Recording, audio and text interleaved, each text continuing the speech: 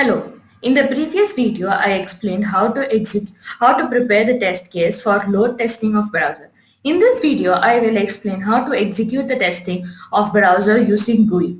To start the execution, click on the Execute Test Case button. From the pop-up, click on Via GUI button.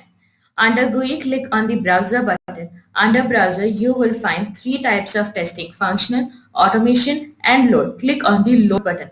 This will open the RIDE. Wait till the RIDE opens.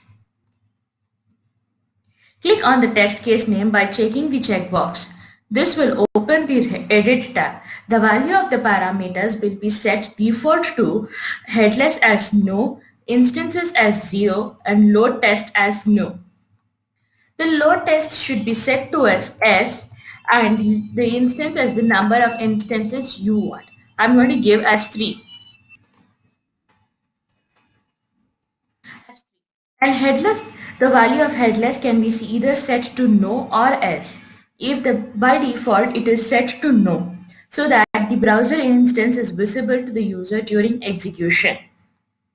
If the value of the headless is set to else, the execution will work, but in a headless mode.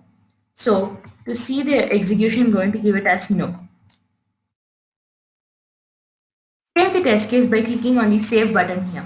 Go to the Run tab and edit the arguments by giving the same name as the test case name. So it should be the same name as BL underscore LinkedIn underscore TC underscore 001. Now click on the Start button to start the execution. Wait till the execution is complete.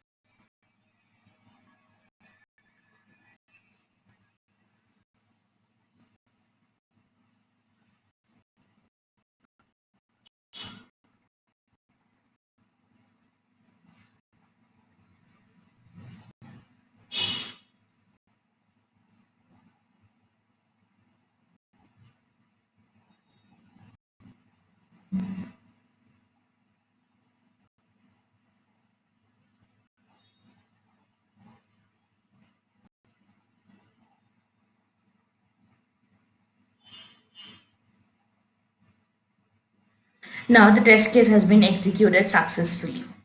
To view the report, click on the Report button here.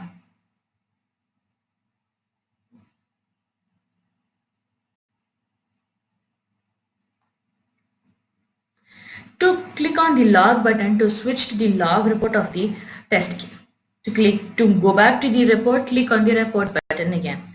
Now close the RIDE once the execution is completed.